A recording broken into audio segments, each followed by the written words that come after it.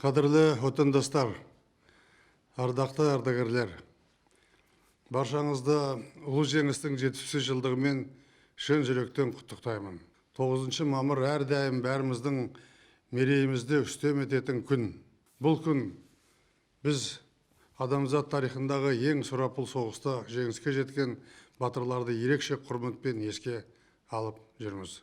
Майдан даласындағы жауынгерлік ерлікпен тылдағы қажырлы еңбекке тағзым етеміз. Бұл нағыз батырлықтың, әскери даңқ пен патриотизмнің мерекесі. Баршаңызға белгілі, жеңіс оңайға түскен жоқ. Келер ұрпақтың бақытты әрі берекелі ғұмыры үшін миллиондаған адам фашизмді жеңу жолында жанын пида етті. Ортақ іске Қазақстанның қосқан үлесі өте зор. Еліміздің әрбір 5-ші тұрғыны майданға аттанды. Олардың көбі соғыс даласынан оралған жоқ. Қазақстандықтар ерен ерлік пен бекем бірліктің жарқын үлгісін көрсетті. Жау жүрек аталарымыз Брест қамалын, Мәскеуде Ленинградты қорғауға барын салып, Сталинград, Курск шайқастарында жау басып алған аумақтарды азат етуде жан қиярлықпен соғысты. Берлиндегі Рейхстагта жеңіс туын тікті. 500-ге жуық қазақстандық Кеңес одағының батыры атағына ие болды. Уважаемые казахстанцы, 9 мая является символом отваги, самоотверженности и героического служения Родине. В этот день мы вспоминаем о бессмертном подвиге наших отцов и дедов, о лишениях и тяготах, выпавших на долю тех поколений. Миллионы людей пожертвовали своей жизни на алтарь победы над фашизмом во имя счастливой, спокойной жизни потомков.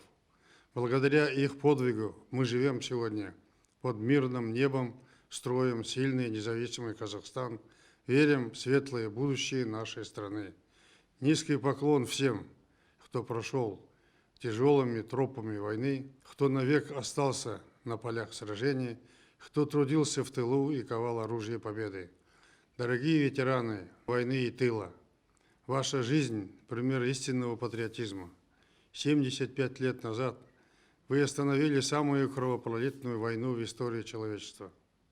За эту победу пришлось заплатить огромную цену. Наш священный долг – хранить вечную память о вашем подвиге. Мы всегда будем помнить героев той войны, окружать заботой и вниманием ветеранов, беречь согласие и сплоченность нашего народа.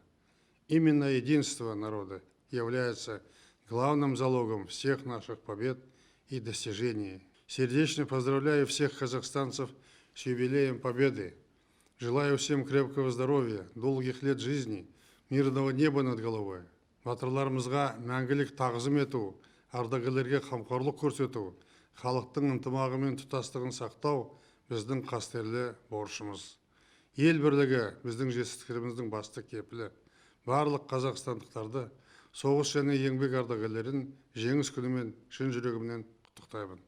Баршаңызға зор денсаулық, ұзақ ғұмыр, игілік пен бақ береке тілеймін.